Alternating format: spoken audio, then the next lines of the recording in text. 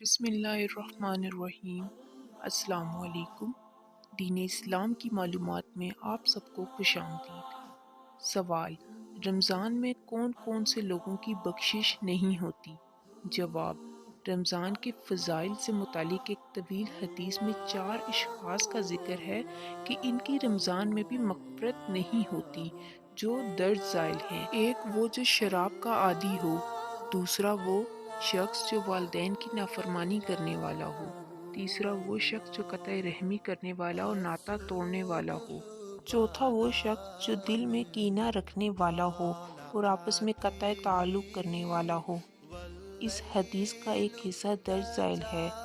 ملاحظہ ہوں: حق تعالی شانہ رمضان شریف میں روزانہ افطار کے وقت ایسے 10 لاکھ آدمیوں کو جہنم سے خلاصی مرحمت فرماتے ہیں جو جہنم کے مستحق ہو چکے ہوتے ہیں، اور جب رمضان کا آخری دن ہوتا ہے تو یکم رمضان سے آخری رمضان تک جس قدر لوگ جہنم سے آزاد کیے گئے ہوتے ہیں ان کے برابر اس ایک دن میں آزاد فرماتے ہیں۔ اور جس رات شب قدر ہوتی ہے تو اس رات حق تعالی شانہ حضرت جبرائیل علیہ السلام کو زمین پر اتارنے کا حکم فرماتے ہیں۔ وہ فرشتوں کے ایک بڑے لشکر کے ساتھ زمین پر اترتے ہیں۔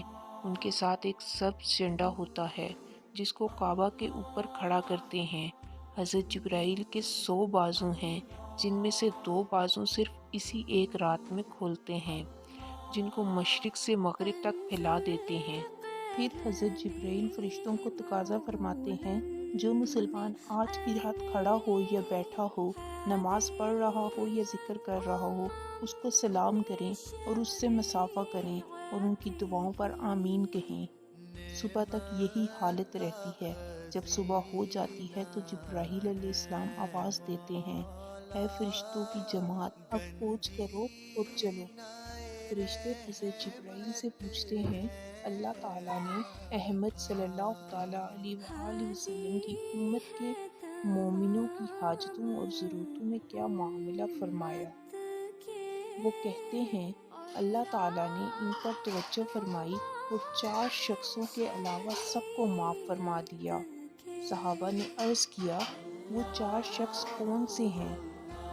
حضور صلی اللہ تعالیٰ علیہ وآلہ وسلم نے ارشاد فرمایا: ایک وہ شخص جو شراب کا عادی ہو، دوسرا وہ شخص جو والدین کی نافرمانی کرنے والا ہو، تیسرا وہ شخص جو قطع رحمی کرنے والا اور ناطہ توڑنے والا ہو، چوتھا وہ شخص جو دل میں کینہ رکھنے والا ہو اور آپس میں قطع تعلق کرنے والا ہو۔ ویڈیو اچھی لگے تو ویڈیو کو لائک، شیئر اور چینل کو سبسکرائب لازمی کریں۔ شکریہ۔